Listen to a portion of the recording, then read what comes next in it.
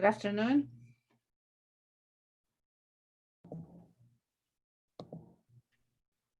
Hello, Councillor DeAndretti. Hi, how are you? Good, how are you? Good.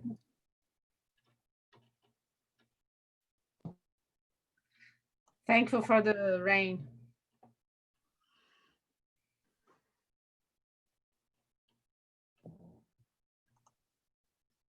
Good evening, Councillor Kroll. Good evening. The world of meetings.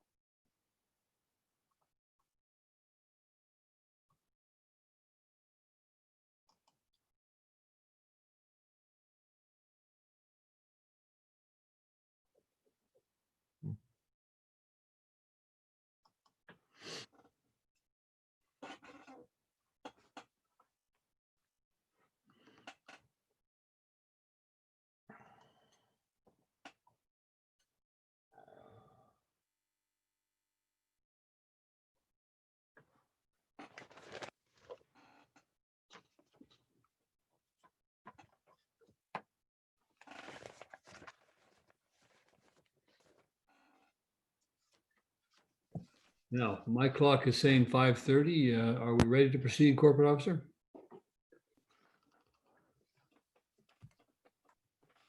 Yes, we are, Mr. Mayor. And do we have people in the gallery? We do. So far, we have 13 attendees. Good, good. So, I'd like to welcome everybody here tonight. I'd like to thank council for coming and staff on a Monday night for a hearing. And I'd like to congratulate the rain for coming and just in time. This is a public hearing. It's an opportunity for council to hear from you and from others who are also members of the community on this important matter of a tree bylaw. It's great to see the amount of interest we've had. We've over 30 written submissions now, and many people signed up to speak this evening, and that's really a great opportunity. When this bylaw was first introduced to council in June this year, council felt that it was very important to provide the opportunity for people to speak to us about it, and given the limitations on meeting together, we felt that the public hearing was the best process to do this. It's not to say we'll have a public hearing for every bylaw. There are those mandated public hearings for zoning and for the official community plan amendments. Other bylaws are not mandated, but we felt that this one here would give people an opportunity to speak to council, to make submissions, and to be heard on this matter. It's been a very busy week, or this is going to be a very busy week for council. We've got over 20 meetings scheduled this week with council meetings, this public hearing, and meetings with provincial staff and ministers. So by the end of Friday, if not sooner, I'm sure that we'll all be meeting out this week. COVID's an interesting time. As you can see from your picture, we're all meeting at home. I'm adjacent to my kitchen where Heather's just prepared her supper. I've got a shrimp. I've got my dog sleeping beside me. She will at some point in time get up and bark, I'm sure. But that's the nature of a public hearing. Corporate Officer. I'm sorry, Mr. Mayor, your volume's quite garbled there. Sometimes if you get a bit too close to the computer. Okay, I'll sit back. Thank you. Thank you. Well, you never know what's going to happen during a public hearing, and I'm sure some of you at home have got your dogs with you as well, so that we hear all sorts of things in the background. Preferably, if you could put yourself on mute when you're not speaking, that would be ideal situation for us. So we do have, because it is a public hearing, we do have a formal process to go through, and I'm going to now review the script. I have in front of me 2 computers and a pad for taking notes. So sometimes I will turn to the left and sometimes I'll turn to the right. It doesn't mean I'm not paying attention. It just means that my attention is diverted otherwise for the purpose of this meeting as well. So please bear with that. So, and my script is on to my left here. So I will call this meeting to order. it now being 5:33 p.m. on Monday, September 14th. Good evening and welcome to this public hearing being held electronically as authorized by Ministerial Order number M119, Local Government Meetings and Bylaw Process, COVID-19, Order number 3. This public hearing is being held to consider tree preservation bylaw number 1282, 2020. I acknowledge that we are meeting on the traditional territory of the Squamish Nation. At this time, I'll introduce the council members present this evening. We have Councillor Ilaria Ladwig. Councillor Ladwig is also our Deputy Mayor, Councillor Anne-Marie D'Andrade, and Councillor David Kroll. I am Mayor Bill Beamish and the chair of this evening's proceedings. All persons who believe their interests are affected by the proposed bylaw shall be given an opportunity to be heard on matters contained in the proposed bylaw, or to submit their written submissions to the corporate officer before tonight's hearing is adjourned. Under the Local Government Act, the chair of a public hearing is entitled to make procedural rules for the conduct of the public hearing. For this purpose, we will use the following protocol. Persons wishing to speak during this public hearing are invited to use the raise hand feature by clicking on the hand icon found at the bottom of your screen. The meeting administrator will then add you to the speakers list, and you will be able to unmute and turn on your video when it is your time to speak. Please identify yourself by clearly stating your name and residential address before beginning to address council. Speakers are allowed up to 5 minutes to make their presentation and may not transfer all or any part of that allotted time to another speaker. Members of council are present to hear your submissions and not to answer questions or debate the merits of the bylaw under consideration. Council members may ask for clarification from members of the public after their submissions, and I would ask them to do so through me as well.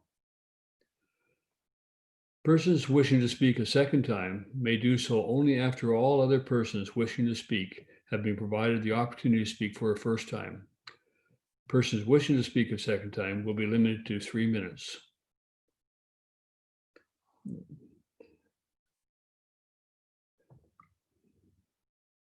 A written submission may be submitted by email to clerk@gibsons.ca in lieu of speaking, provided it is received prior to the close of the public hearing. All written submissions will be circulated to council and will become part of the public record. The Town of Gibson's natural asset technician, Michelle Lewis, will now introduce the proposed tree preservation bylaw number 1282. Michelle, welcome. Thank you. Thank you, Mayor Beamish. Hello, everyone. Thanks for joining us tonight here at this public hearing. I prepared a brief presentation to provide an overview of the tree preservation bylaw. Can everybody hear me okay? Yes. Thank you. I will just start sharing my screen.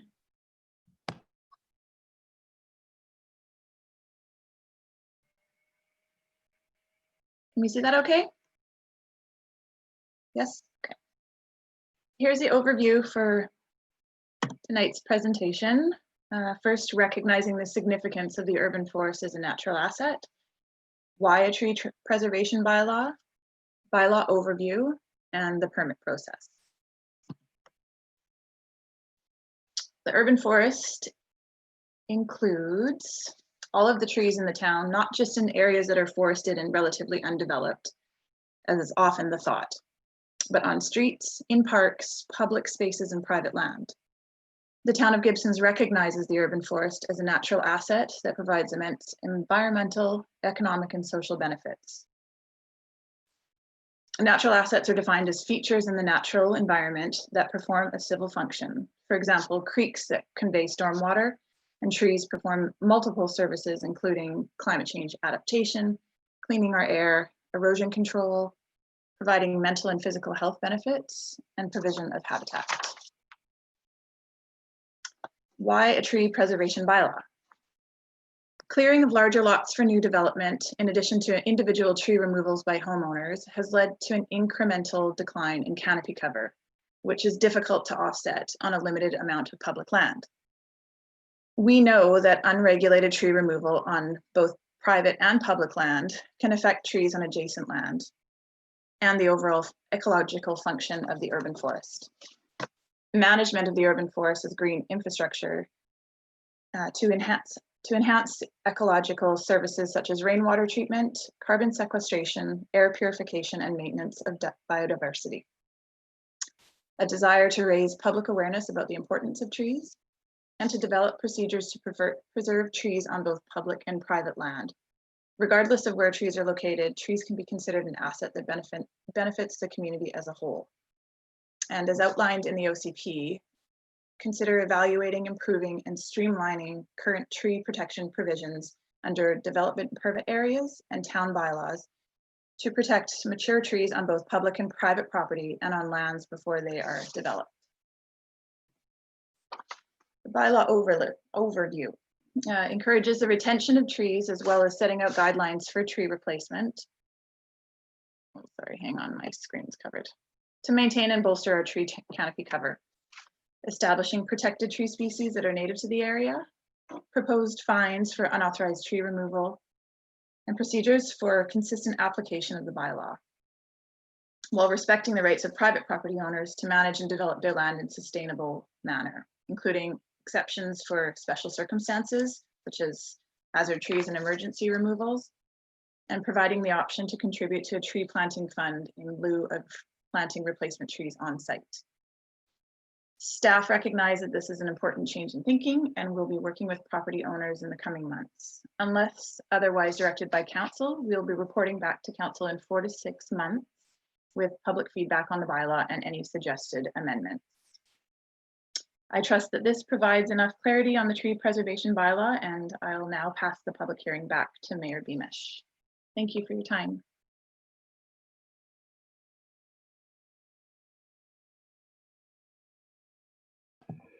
Thank you, Michelle, for your presentation. And I'll now turn to the corporate officer. I will ask the corporate officer, Lindsay Grist, to note and present any written submissions received to date regarding the proposed tree preservation bylaw. Thank you, Mayor Beamish. There were 22 written submissions received from 23 individuals. 8 submissions were in opposition, 14 submissions were in favor, and 1 submission was neutral. These submissions were included in the agenda that was published after 9 a.m. today. There were an additional 12 written submissions received relating to the proposed bylaw after preparation of the agenda, and I'll read those now. This was sent by John Kavanagh on September 14th, and he writes, "This is taking bylaw enforcement way too far. This bylaw affects far too many people for council to be pushing it through on Zoom." The next submission is from Raul Gupta, and he writes, "Dear Gibson's Council, I am writing this email in full support of the Urban Forest Plan and Tree Preservation Bylaw. I applaud the council for taking action for the common good that encourages citizens to reflect on our interconnectedness with each other and especially the natural world before making irreversible decisions out of small-minded self-interest.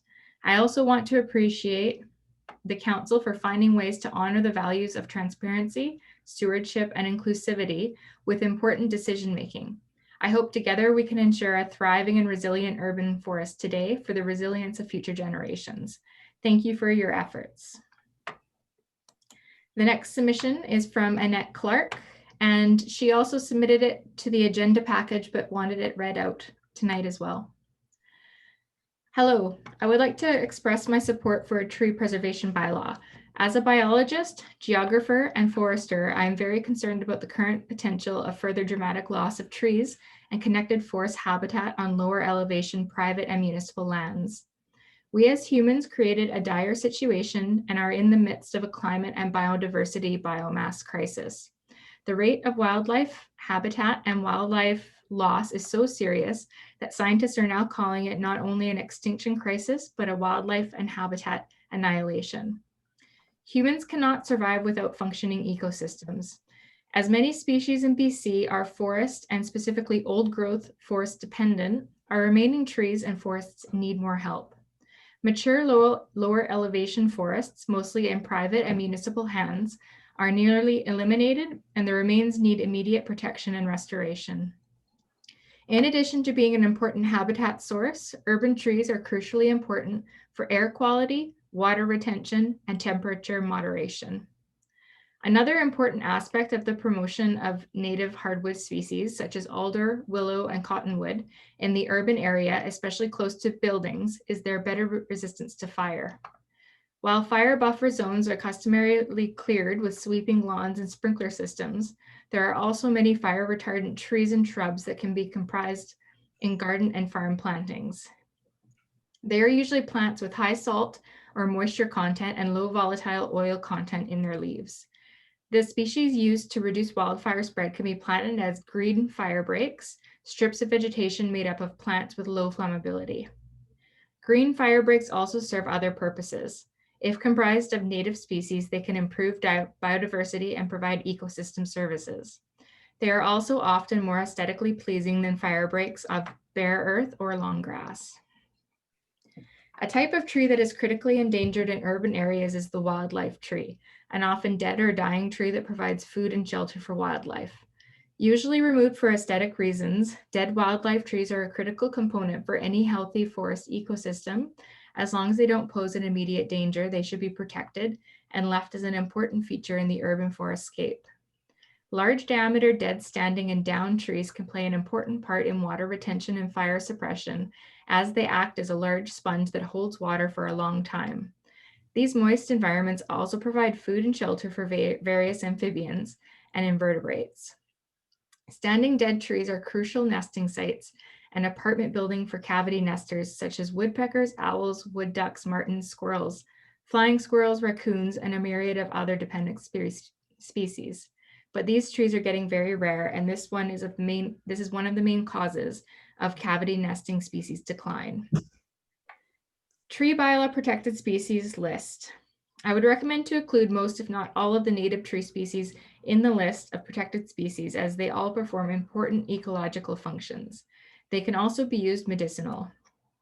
Recommended additions are cascara. I'm not going to read the tree genus. Yes, I'm going to skip those. Cascara, once abundant, now rare due to logging and over-harvesting, important wildlife tree with edible fruit. Red alder, important nitrogen fixer, fire suppressant tree, important wildlife tree. The sap is used by sapsuckers, hummingbirds, and native bees. Many species eat alder seeds and glean on insects, fruit, flowers, and pollen are an important source for wildlife. Pacific crabapple. Flowers and fruit important to native pollinators and many wildlife. Choke and bitter cherry. Fire-resistant flowers and fruit important for insects and hummingbirds. Black cottonwood and balsam poplar. Medicinal, water retention, and fire suppressing. Seed fluff used as nesting material. Bud resin is used by bees and other wildlife. Willows, fire suppressing, seed and fluff used by wildlife. Paper birch, fire resistant sapsuckers and hummingbirds like the sap. Important nesting tree for woodpeckers and vireos. Flowers, pollen, and fruit is used as food by wildlife. Black hawthorn, medicinal, fire resistant, flowers and berries used for food source for wildlife. Mountain ash, fire resistant, flowers and berries, good source for wildlife. Thank you for your consideration of the importance of trees and connected forest patches for the well-being of our threatened wildlife and us all. And the next submission is from Russ Qureshi, and he writes, "To whom it may concern, I am happy to hear the town is moving ahead with something of this nature. However, I would expect that any bylaw that is developed be simple in its process to apply to have trees removed, especially in cases where freehold title lots are being sold to build houses where people will live. This is a way for the town to enjoy some income through the permitting process and maintain some control over the town's canopy. That said, please remember the folks who own their property expect and deserve a high degree of autonomy when it comes to developing their property within the present zoning. Essentially, I support this bylaw with the caveat that should not be in direct contravention of property owners' desires to develop their property to the fullest within their respective zone. The next submission is from Edward Steenbergen, and he writes, Dear Mayor, and Council, I would like to express my severe opposition to the proposed tree cutting bylaw. The town is not an urban forest. The town hall itself sits in a clear cut, as does the park in front of it. The proposed developments to the south are clear cut as well. If the town wants a forest, start by planting on the grounds available to it now. There is no evidence shown to support that huge trees have more ecological value than smaller ones, or any other landscaping. Smaller vegetation grows more quickly. It is only the greenery that exchanges carbon, trunks do not.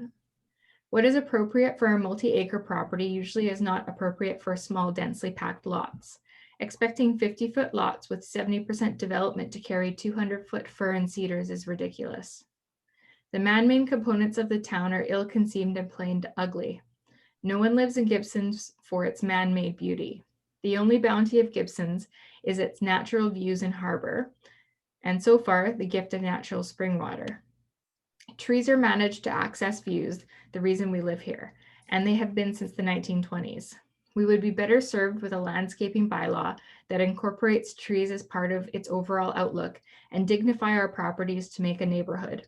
The severity and single-mindedness of the proposed bylaw is out of whack.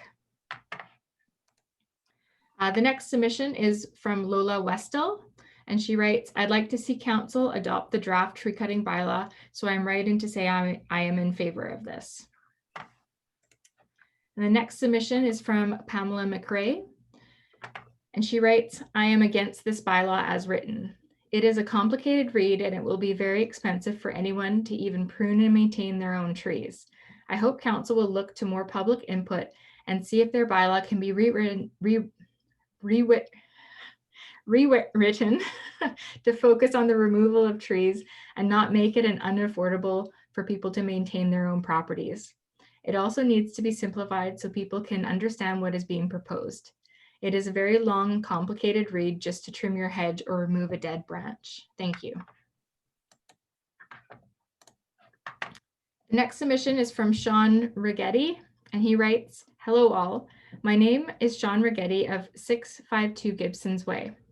I just wanted to say quickly that I am in favor of this bylaw. I think there absolutely should be more of a process in place for tree removal, as we currently are losing many integral species for reasons that I'm sure more often than not are for improving one's view or the amount of light for one's garden. So this is my opinion and a step in the right direction, and I hope it passes. Great work, Gibsons. P.S. I would love to know when the next council meeting regarding the short-term rental bylaw amendment is, as I can't seem to find any information on it. Thanks again. The next submission is from Julie Clark, and she writes, Council and staff, I am writing in support of the tree preservation bylaw number 1282. Thank you for the leadership to establish tree preservation regulation for Gibsons and your work to further integrate urban forest needs into land use planning and subsequent private development. I appreciate this extension of the natural asset work that you have developed and encourage your team to continue expanding the ways that land use planning in the town can drive private development that is responsible for protecting, restoring, and enhancing the resilience of our ecological systems within the town limits. Ensuring the preservation and restoration of trees and native species within the town is one of the many important steps towards a climate resilient, healthier future for our community. Thank you for the steps you've taken to develop this bylaw with the goal of ensuring that every landowner has this responsibility. There has been a noticeable increase in the last 2 to 3 years of trees coming down in the town. Our neighborhood has experienced the trend as well. Gibson's is beautiful because of nature. We know that we, like many residents, choose this community because nature lives within town limits and links us to nearby wilderness. If this bylaw does not pass third reading, I support your team initiating a moratorium on tree cutting until a bylaw can be adopted. And the next submission is from John McCrae, and he writes, to Gibson's Mayor and Council, having read through the proposed tree preservation bylaw number 1282/2020, I found it to be rather draconian and more complicated than necessary. I don't think the average resident wants to try to comprehend this 38-page document in order to address what in many cases would be regular yard maintenance. Perhaps the bylaw could be divided into parts relating to the different levels of tree preservation, maintenance, limbing, and topping, and full removal, keeping the bylaw simpler for the simpler tasks.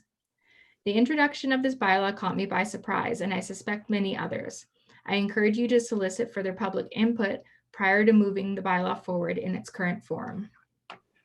And the final submission is from Ian Hall, and he writes, I am in support of tree preservation bylaw number 1282. And those are all the submissions to date, Mr. Mayor. Thank you very much. And well, I'm sure hear more from people shortly.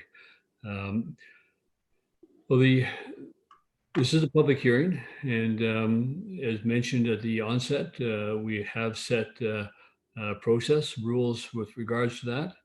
And so we'll now seek public input and invite those who are on the speakers list to come forward. If there's anybody wishing to speak for or against proposed tree preservation bylaw, we will go through the process of going for a second and for a third and final time. And as I mentioned to you before, 5 minutes, please, for your first submission. So anybody now who wishes to come forward and make a presentation, and you'll see there's a timer clock, and we'll try to hold rigidly to that. Thank you.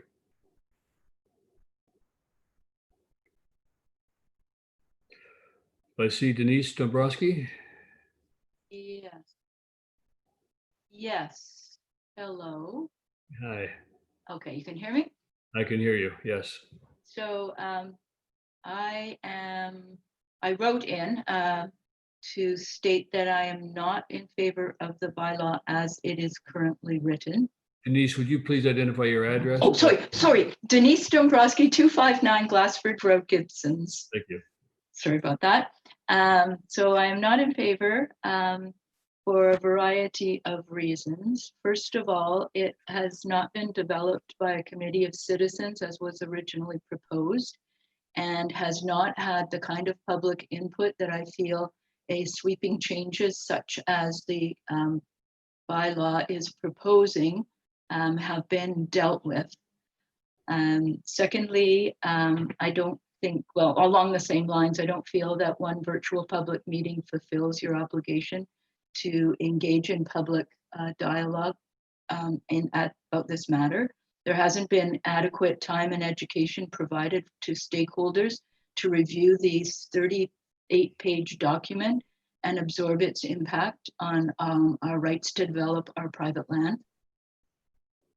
Thirdly, there is no consideration in the proposed bylaw to access sunlight for solar energy, nor any consideration for promoting urban agriculture, an increasingly important aspect of society's responsibility to contribute to food security.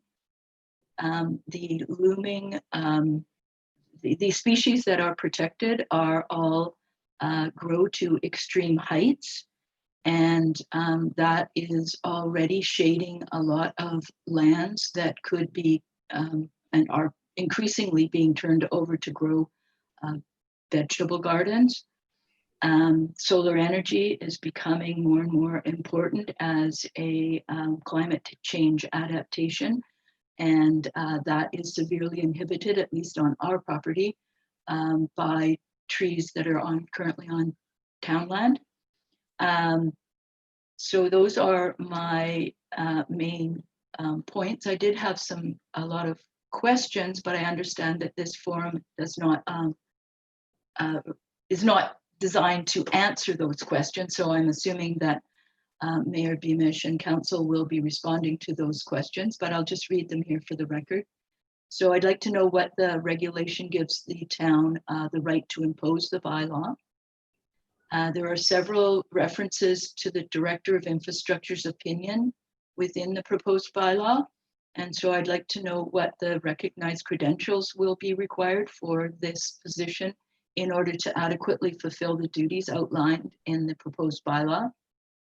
And along that same line, I'm wondering why the Director of Infrastructure is being tasked when the town has a bylaw officer, what will their role be as the bylaw officer? Just touching back on no mention of our rights to sunlight on our property. I'd like to know specifically how these issues of supporting urban agriculture and solar power will be addressed by the town of Gibsons in light of this bylaw. The requirement to replace one towering tree with 2 potentially towering trees on the size of lots that make up Gibsons is excessive. That will again severely restrict sunlight to gardens and solar, not to mention molds and other health issues from inadequate sunlight on roofs and in housing ventilation. So I'd like to know more about where the proposed replacement trees can be placed elsewhere in Gibsons, and whose decision will it be to determine where the trees will be replaced. The bylaw implies that that will be up to the Director of Infrastructure to dictate where on your property those trees will be replaced. What additional liability insurance has the town taken out to cover inevitable liabilities that will no doubt occur? And what recourse will we have if we disagree with staff's opinion on matters relating to this bylaw? Will there be a board or some public consultation currently, like the current variance board, to deal with these disputes? So those are the questions that I would like answered before I would support this bylaw. And I thank you for the opportunity to speak. Thank you very much for your submission. Thank you. Next speaker, please.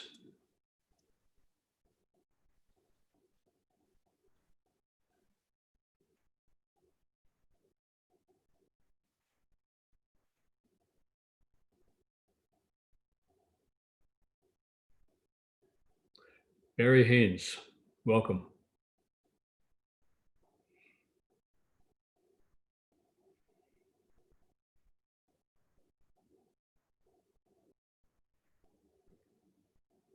Mr. Haynes, you're still on mute if you, I can see that.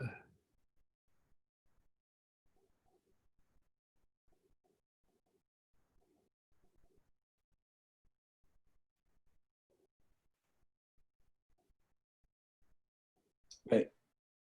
Gotcha. Okay. You Yes. can hear me. Yes. Okay. Great. I don't know if you can see me, but that doesn't really matter, I guess.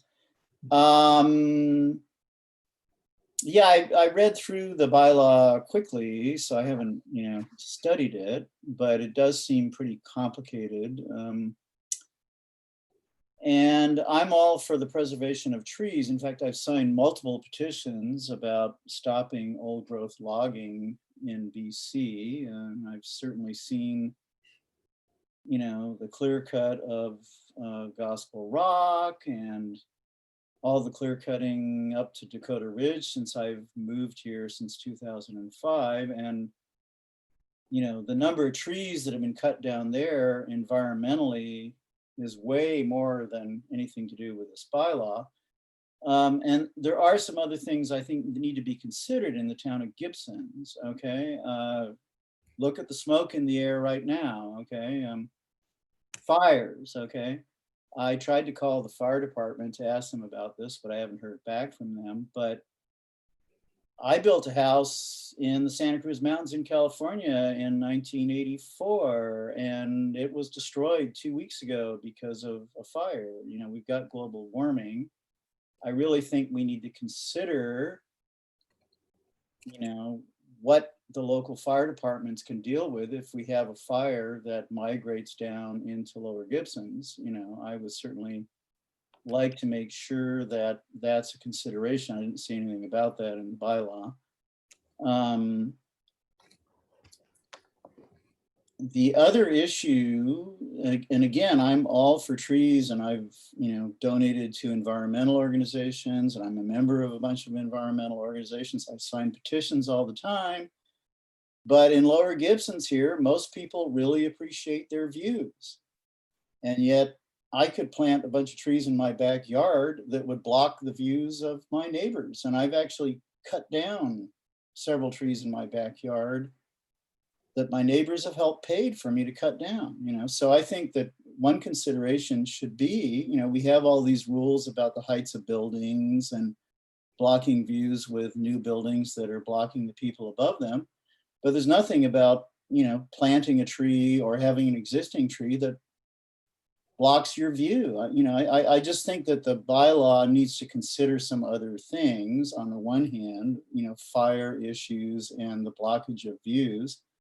And the other issue is, I think it's pretty complicated for, you know, an individual homeowner. Like I have a small lot on Sargent Road, you know, I'm not sure I should have to go through that amount of bureaucracy to cut down the cherry tree that was planted by a bird a few years ago, you know. So I just think that, you know, maybe we should have some more feedback and work on this bylaw a little bit more. You know, I'm all for trees and they're good, but we need to be concerned about fires and being able to put them out, and also about how to protect people's views. So anyhow, those are my comments. Yeah, thanks. Barry, thank you for your presentation. Right.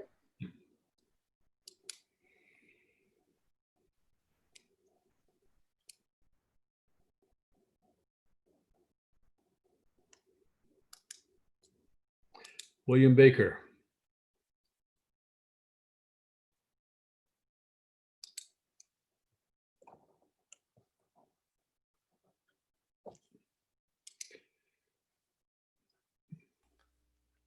Now I'm unmuted. Okay. Now you're unmuted. Welcome.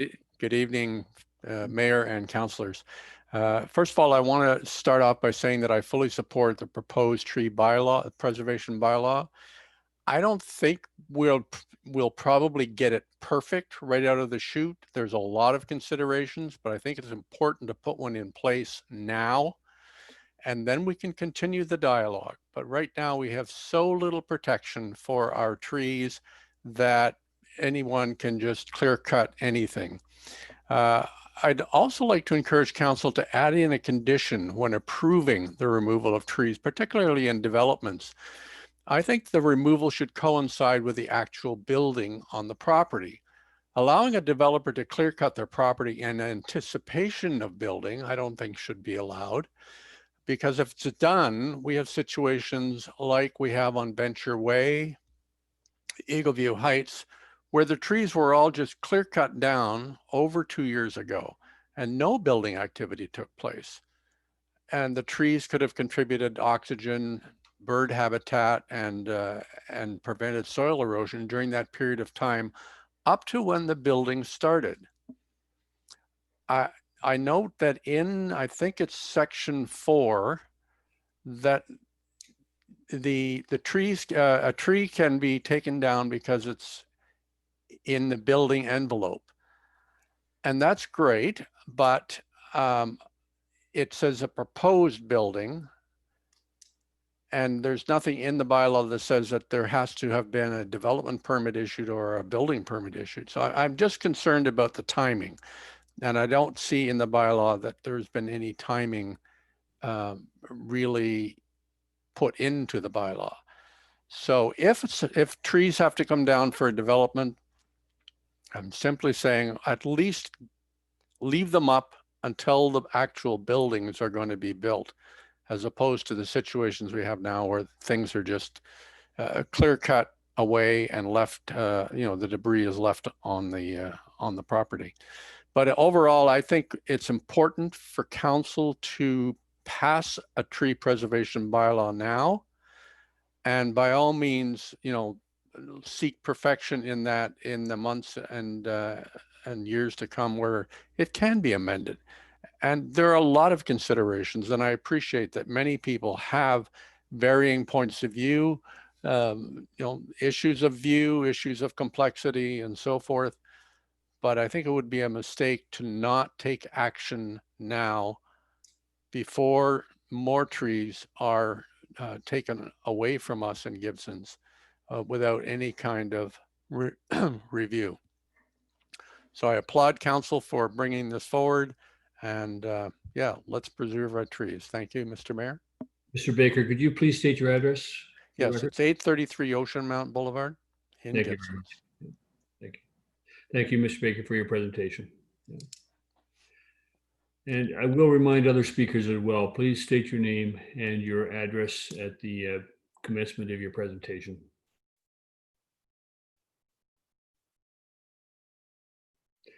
Murray Walker, I see your name.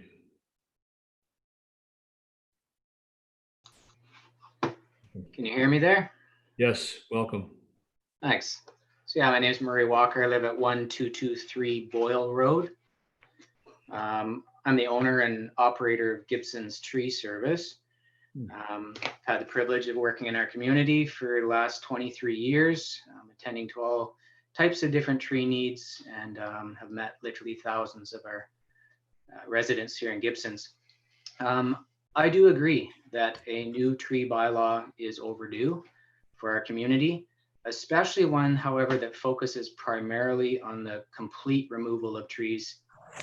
However, I think that the new tree preservation bylaw that we're considering here takes things too far, in my opinion. The way I read it in its current form, it puts serious roadblocks, red tape, even financial burdens on homeowners. As I read it, I'm not seeing the basic allowance for general and appropriate tree maintenance, stress on maintenance, not removal, like removing limbs or retopping without the town's input or perhaps a permit process involved. So these are tasks that many homeowners need to perform annually, nonstop, basically, on certain properties, whether it could be to maintain an ocean view that they've paid well for. It could just be something encroaching on their house, over their roof, even just sunlight on their garden, which has been mentioned tonight as well. The way it's currently written, in my opinion, the bylaw takes away a property owner's right to maintain their own trees as they see fit. And it grants this authority to the person that's named in the bylaw as the director. It even allows in sections there this director to come onto private homeowners' property as they see fit and potentially impose fines or financial burdens if tree work or particularly tree replanting is not up to the compliance of the new bylaw. Also, that's been mentioned and is obviously a hot topic is that this 35 or 38 page bylaw can be somewhat difficult to read and therefore completely understand, even for a professional that works in the industry like myself. So I can't imagine that, how it would be very clear to your average homeowner to understand it completely. I'd like to see more input from the community, but more in the form of a question and answer with council, so it's clear as to all of the repercussions to property owners that the new bylaw will impose.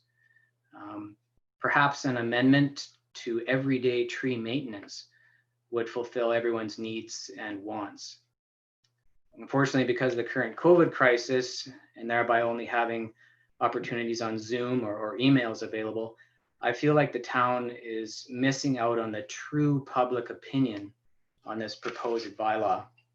For example, I think it was mentioned at the beginning of this meeting that there's only 13 participants, and I think there are only 22 written submissions, some for, some against, which is not even the tiniest drop in the bucket of the amount of people that will be affected drastically by this bylaw. And that's what I have to say on the topic. Thank you for your time. Mr. Walker, thank you. Thank you very much.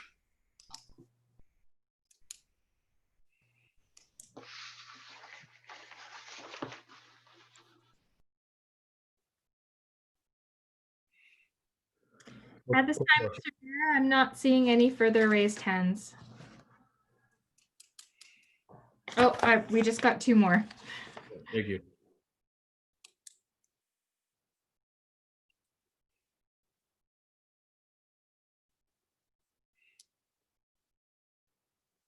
Mark Evans.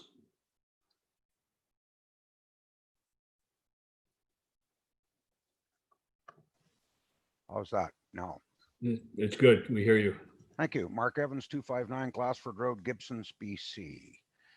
I am against this bylaw in its current form. As Murray states, the gentleman who just spoke before us, it has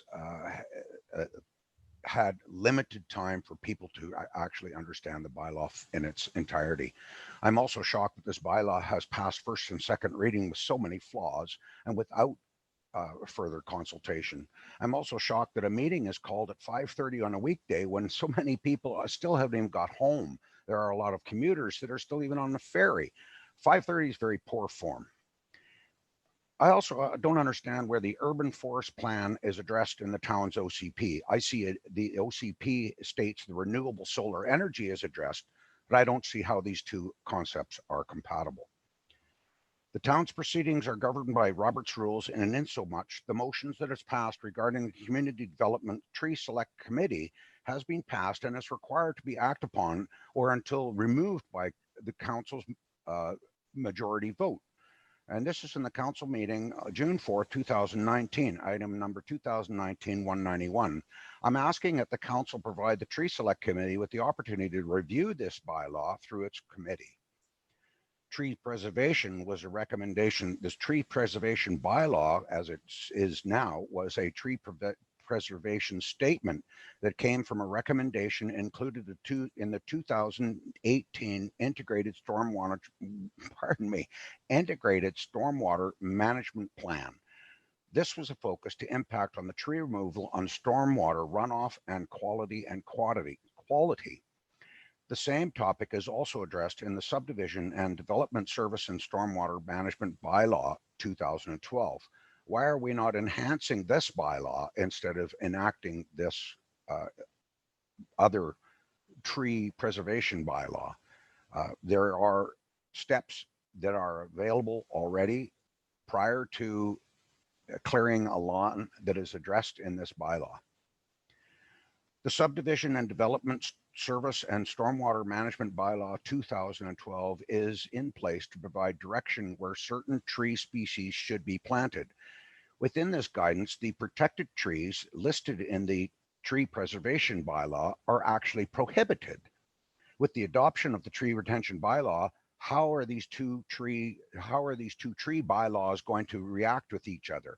A street tree is meant to be a flowering tree that reaches a specific height, is easily pruned, is easily managed, whereas the protected species listed in the tree preservation bylaw are trees that grow to 200 or 300 feet high and grow at 4 to 6 feet a year if they're not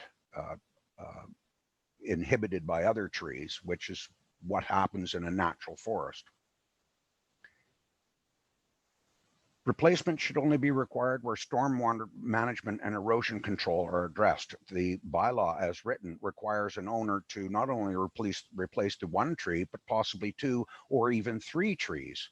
The owner must be permitted to landscape their property as they see fit. The removal of a tree and replacing it where 2 or 3 others is far-reaching good governance. I'd like to take your attention to section 6 in the bylaw, which Murray, the previous speaker, also alluded to. It is contrary to the Canadian Charter and Rights and Freedoms Action, section 8, which states in part, everyone has the right to secure against unreasonable search and seizure and is considered trespass. Reasonable trespass requires duly authorized search and requires authorization through judicial process. I expect that this section should be deleted.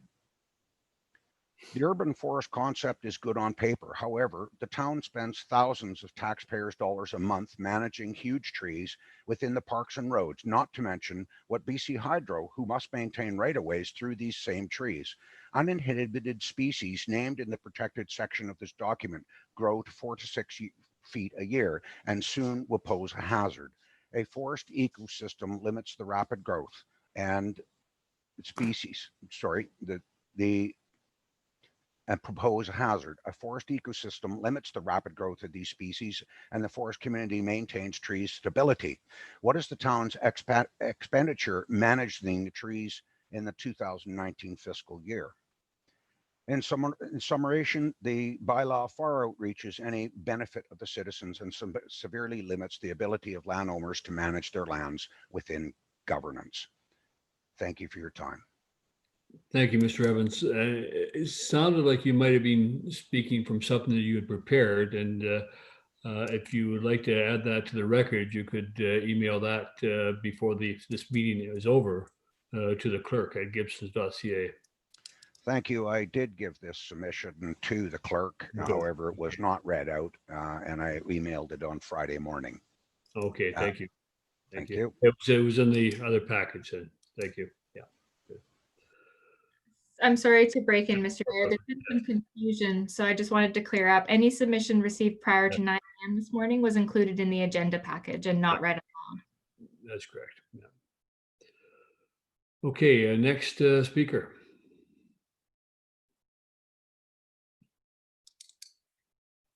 Des Delaney, welcome. You hear me okay? Yes, we can. Right. I'd just like to share an experience. Several years ago, Des Delaney Wildwood Crescent in Gibsons. Thank you. I purchased a lot and there was 5 cedars, and I had them reviewed and I was advised that they probably weren't that well. And this is right beside the walkway. And underneath them, there was just blackberry. It was just garbage. Nothing was growing. So I cut the trees down. I milled them on site. I used every inch piece of timber, every square foot in the fencing and the decking and garden beds, made stakes. I milled every piece of that cedar so it was used on site. All the limbs were mulched up and reused.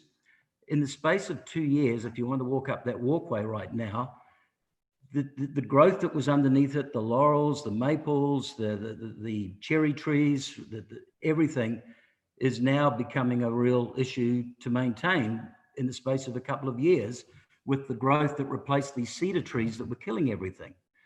The other thing that came out of it was that when these trees were milled on site, all of them were rotten in the middle. They were dying. Now there's still 2 of them left on that walkway, and I look at every other cedar tree around Gibsons that are of that height, and they are a huge liability. I also look over at Keats, I look everywhere else. We have more than enough cedars. Perhaps these should be looked at, the risk trees that cause problems, the pollen, the allergies that they create, and then, you know, a managed approach to this, the trees that you have. I mean, the trees that I have left, I have cut them to the height of my house at 30 feet, and will continue to do that because of the views, the bird life and the regeneration and the sun and everything else. It's a positive thing. I mean, it's instead of being draconian with a bylaw on trees, it should be a community effort to manage the trees. These large trees, they really present a bigger danger to life and limb and everything else than, you know, a really coherent planting policy of the types of trees. Also, there is a big study out of Toronto right now that because there's a huge increase of allergies, that they found that most municipalities in the last 30 years have only planted male trees because female trees, there's a lot more foliage that falls to the ground and it's more increased cost for cleanup. However, the male trees are the ones that just create huge amounts of pollen and create all sorts of health problems for a lot of people. So, you know, we all like the trees, we like to protect the ones, but you need to get an input. One other comment is you see all the smoke around right now. Many years ago, I lived in small towns like this in Australia that were identical to Gibsons, on the water, trees surrounded. None of them exist now. That was right down the New South Wales coast in Melbourne. And there are huge lawsuits at the moment, totally based on bylaws such as this, that severely restricted instead of managed what we have. So, I mean, in its current form, this bylaw is really, you've heard it, you'd have more support if you just took your time and again, listened to the people instead of, you know, bringing something out of 2015 from the previous council and just not thinking it through on the severe impacts. And just on one last note, I think transparency. In O'Shea, there's an affordable housing project going in. There's probably 150 trees that are going to be cut down right there. Right now, there's the poplar extra density. There's probably another 50 trees that will be cut down because of that. And this is all council driven. So council really needs to state that while we want to stop the people in Gibson's cutting trees down, you need to give a list now of all the trees that will be cut down, including the shaman lands and everything else. So it should be part of the transparent public record that this is the number of trees that are going to be cut down. Nothing can be done about it. It's fully legal. And, it's here you've got a bylaw that's protecting way less trees than what is going to be cut down in affordable housing. And if the same is applied to them, it won't be affordable anymore. It'll just make it incredibly expensive. So you need to, I think, just balance the big picture. Thanks. Thank you, Mr. Delaney. Next speaker.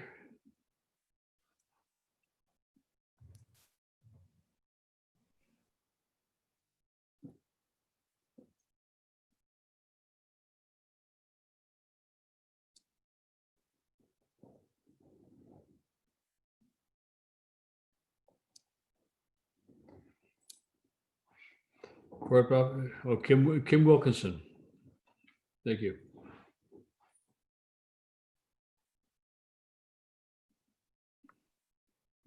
Good evening. Hello, this is Kim Wilkinson. Good evening. Good evening from 518 Eagle Crest Drive, Gibson's. I did provide written comments in favor of the bylaw. I am in favor. I offered some technical comments. I also provided with my submission some historical aerial photos documenting how things are going in the absence of a bylaw like this, showing deforestation trends in town and some lost opportunities there, which I hope we can remedy through a bylaw like this. So I am in favor of the bylaw. And I raised my hand to speak, not prepared comments, but I noticed several people have mentioned fire. And I think there's some misinformation going around about fire. And of course, we're in the middle of a pandemic and there's smoke in the air. And I think there's some fearful and fragmented thinking about the role of trees in fire. With some of my technical background in this, I just wanted to put for council's information that fire protection planning is one lens of forest management, including urban forest management. And here on the Sunshine Coast, we do have a community wildfire protection planning moving forward that Gibson's is part of. And that project has as a goal managing for long-term regenerative capability, adaptability, and resilience of coastal ecosystems. So it's partly to help maintain critical ecosystem function and biodiversity. So managing for reducing risk of fire is not a deforestation agenda in our climate. It's basically how to plan and manage to reduce risk of fire and also safeguard the ecosystem services and every other value that people rely on for this to be an affordable, safe, equitable, healthy community for people to live in. So there's things like securing around houses, bark mulch up against wood siding, gutters full of dry leaves, things like that, controlling sources of ignition, as most fires in this climate are actually human caused. And just as an example, like I included in my submission, Stanley Park has a management plan for their forest, and they look at fire as one lens. It's one section of their management plan, but they also plan for many other values. And I see that as the kind of management planning that will go into the urban forest plan for the town of Gibson's. So just to conclude, I mean, we're managing for resilience here. So we're trying to control excessive disturbances to the natural ecosystems. We're trying to limit cumulative effects. We're trying to maintain the biodiversity we have. We're trying to work on habitat connectivity. That's what I see our town doing. I think that's very forward thinking. I think that does involve also, as we've now learned, all the other benefits of urban forests, including human health. As we know, we're in the middle of a pandemic that has arisen as a result of stressed wildlife, who's, as a result of habitat loss, leads to stressed and diseased wildlife who have some interaction they wouldn't normally have. Spillover event becomes a local epidemic, becomes a pandemic. So in short, looking at fire risk, it's just one lens. It would be too narrow and fragmented a lens for management planning. It doesn't involve deforesting the town or the area around it. It's a interdisciplinary approach. So I'm in favor of this bylaw. I did offer some technical suggestions, and I do support its quick adoption or and or a moratorium on further clear cutting and tree clearing until it is adopted if possible. Thank you. Thank you, Kim Wilkinson.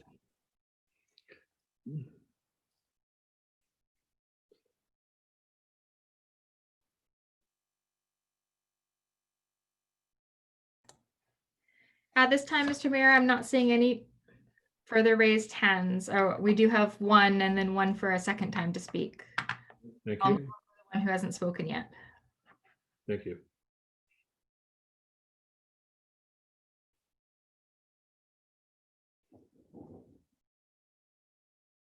Annette Clark, welcome.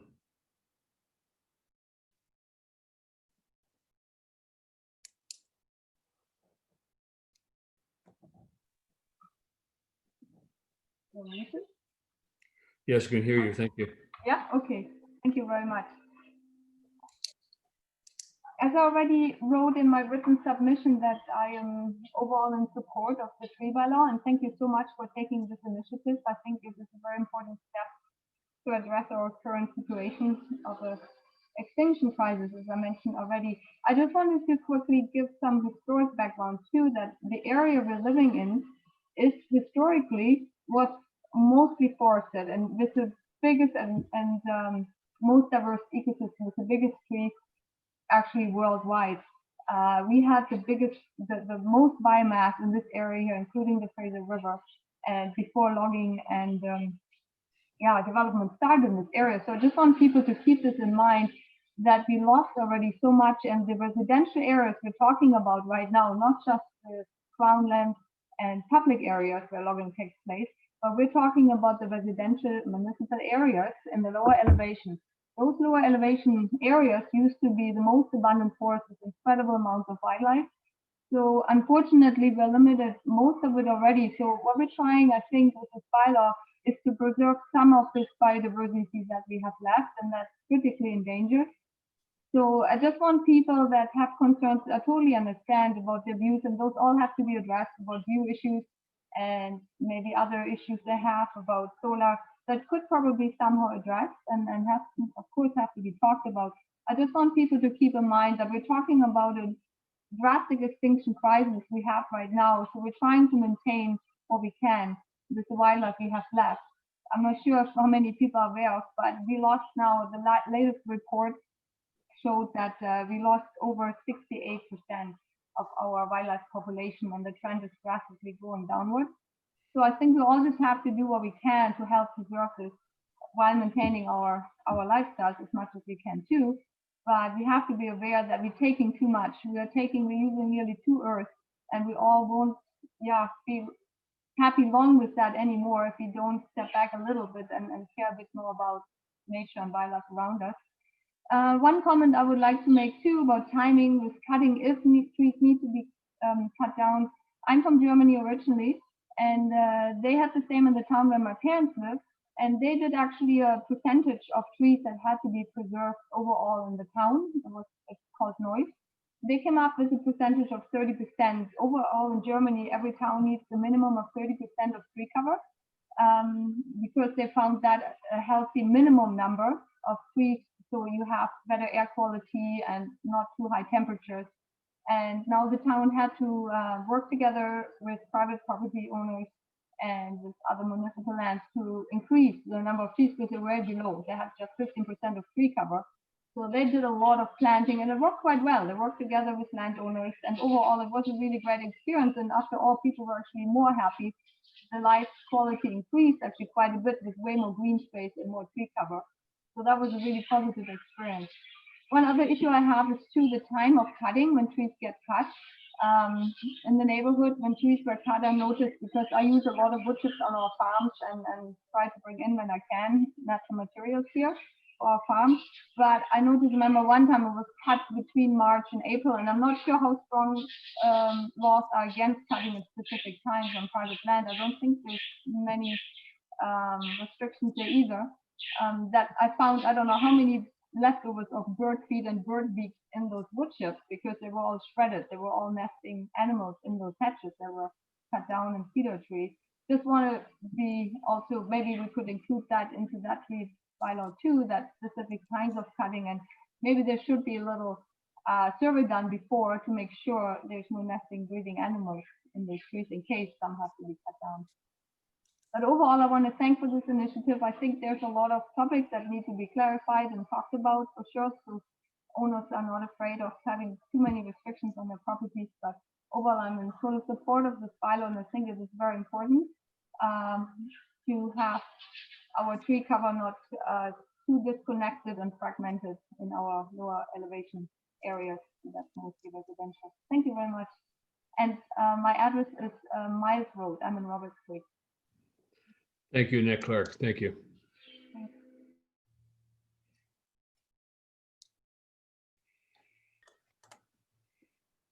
At this time, Mr. Mayor, I'm not seeing any raised hands by first-time speakers. Okay. Well, we'll go to the second round of speakers then, and in this second round that people who have spoken already for a first time are welcome back. And the timing of that is 3 minutes as opposed to a 5-minute presentation. So we have adjusted the clock.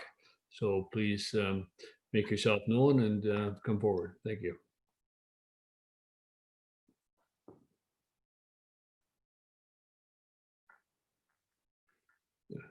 Mr. Evans.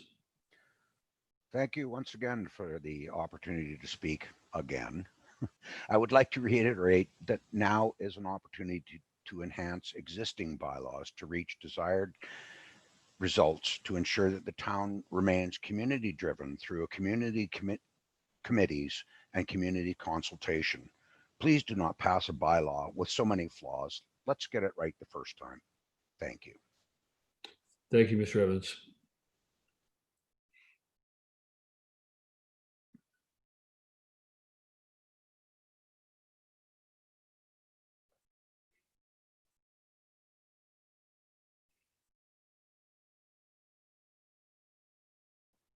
Mr. Delaney, I see you're back. Yeah, just a quick follow-up. Just on my last comment, this bylaw that allows people just to walk on and do what they want based on the fact that they were employed by the town, I think it would be much better use of town resources and the skills of the people involved if they're going to walk onto the property, that we're actually walking the property and coming up with a management plan for the property. It's a very small community. You've heard from a lot of speakers that they basically support the basis of what you've got. It's just the draconian measures that need work. So, you know, it's just unfortunate. Here we are again at a public hearing where this perhaps could have been dealt with at a first reading, and we know in uncertain times with COVID, it makes it a bit more difficult, but, you know, you really got to seriously look at getting a better system to get input before we get to the stage and the expenditure of staff time, your time, of basically a situation that could have been avoided, and we could all be now talking and celebrating that we've come together and found the middle ground. And you know, I think it's very time for this council at its midterm to start putting some energy into middle ground, and specifically with the challenges that we're going to have in the next 12 months in this community. So, you know, that's sort of the last comment that I can make on it. I mean, I support trees. I don't want to cut trees down. And if I cut them down, it's got to be for a purpose. It's got to be to make paper for a paper bag, for a newspaper, for, you know, fiber. I mean, the history of Gibson's, the beachcombers, logging, how sound pulp and paper. Logging is part of our structure and why we're here. We need to take a bit more balance, celebrate the past, but, you know, don't make the mistakes in the future. So I think that involves everyone, just not the vocal minority from perhaps not even living in this town or paying taxes in this town. I think, you know, it's time to get everybody working together. Thank you. Thank you, Mr. Delaney.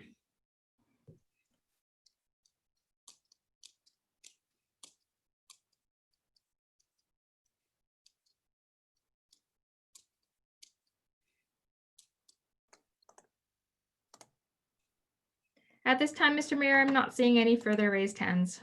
Okay, well, I will call a third and final time if there's anybody wishing to speak this evening for or against the proposed tree preservation bylaw.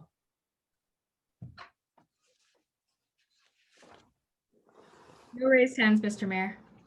Okay, well, okay, I'm going to go through. I'm sorry, Mr. Mayor, we just had one late raised hand. Okay, well, we'll take them. Thank you. Please come forward.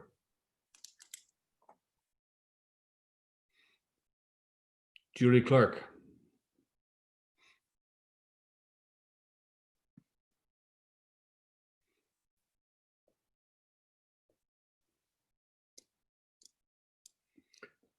Julie, I think you're still muted.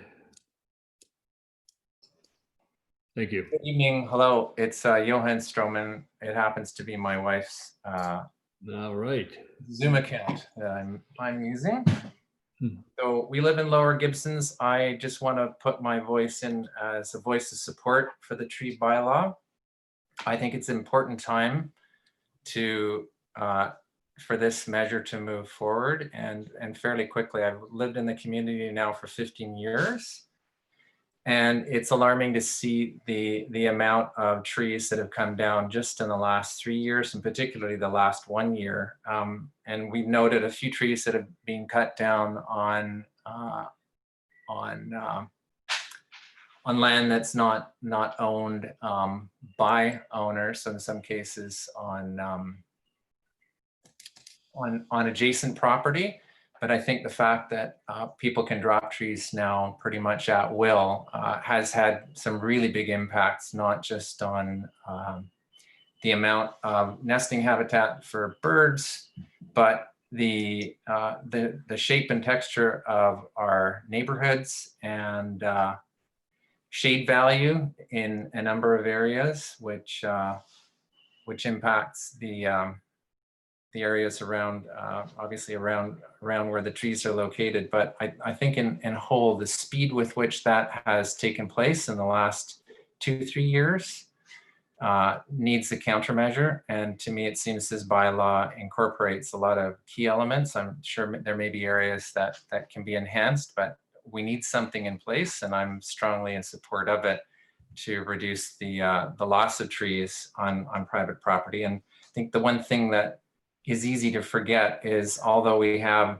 some designated parks and wilderness protection zones that are adjacent or within or around the community, that a vast amount of the land in the community is on private property, and there's really nothing in place right now that allows for proper management of trees. So we're definitely strongly in support of the bylaw.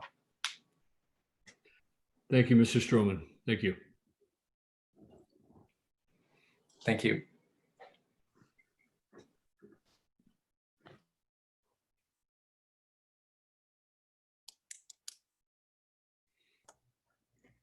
At this time, Mr. Mayor, there are no further raised hands. Okay, thank you very much. Well, I'll turn it over to you again, and corporate officer, to note if there's any and present any written submissions that were received during the course of this public hearing this evening. Thank you, Mayor Beamish. There was one additional written submission received during the public hearing, and it's actually from Johan Stroman, so I'll read it out now. Dear Council and staff, I am strongly in support of the Gibson's tree bylaw. Thank you for taking steps to develop a bylaw that supports protection of local native tree species throughout our community. While parks and protected wilderness areas are vital to ensure healthy and vital local and migratory bird and animal species, trees on private property provide critical roosting, nesting, and foraging habitat for birds and other animals, provide a range of key ecosystem services, and are an integral part of our landscape and its sound and visual landscapes. We have lived in Gibson since 2005. The last 3 years, and in particular the last 12 months, have brought a vast number of trees down in our town. The pace and scope has been jarring to watch. The change to neighborhoods is palpable, as I'm certain are the impacts on wildlife, citizens, and the quality of the small rural feel of our town. In several instances, we were aware of trees that have been dropped adjacent to private property, on right-of-ways and town property. Strong financial penalties need to be added where trees are taken illegally as well. If this bylaw does not pass third reading, I strongly urge the town of Gibson to declare a moratorium on further tree cutting within town limits until another tree bylaw can be enacted, to ensure this matter is brought into a managed system that supports preservation as well as replacement where trees legitimately need to be harvested. And I've just received one further submission, Mr. Mayor, so I'll read it out now. Please. This is from Denise Dombrowski. Hello again. Thank you for the opportunity to speak and to listen to the variety of comments that the public provided on the tree preservation bylaw. I heard enough thoughtful discussion that I would encourage council to consider more public input before adopting this bylaw. There were a lot of great ideas that may be incorporated in order to draft a meaningful bylaw that will be respected. And that's the end of the submissions, Mr. Mayor. Thank you very much. Well, there being no further input, I will adjourn this public hearing and remind everybody who participated tonight that this matter is on the agenda for council tomorrow evening. Council, I note that like myself, we're taking notes. We're listening attentively to the presentations and we'll consider the written submissions as well. It's a difficult one. As you'll note that when this was first introduced to us, it was introduced with a recommendation to hurry adoption. And we took the position that no, we wanted to hear from people, that people needed to have an opportunity to speak up. We were criticized for that, trying to find that balance. COVID is a difficult time for us to try to find a way to meet. If we were to do that, we would probably put a moratorium in place and meet sometime next year to discuss trees.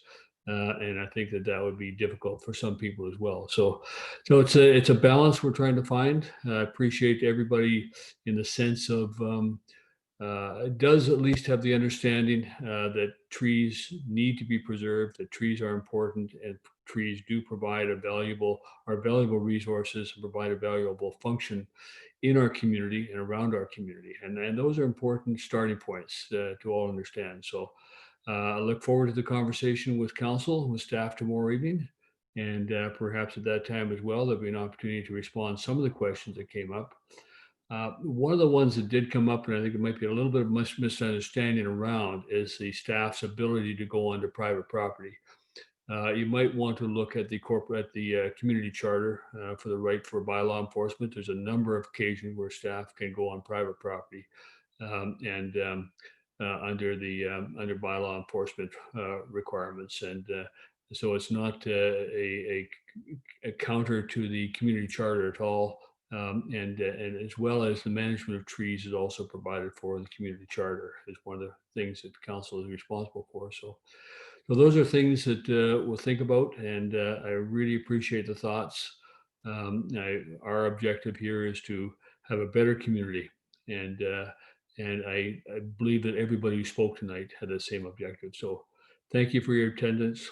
Thank you for your participation, and I look forward to the future discussions, whether we proceed and how that will be dealt with. We'll be talking about tomorrow evening at 7 o'clock for those of you who are able to stay up late enough to join us. Thank you very much. Thank you for the evening. Thank you, staff. And Michelle, thank you for your presentation. Thank you. Thank you, Corporate Officer.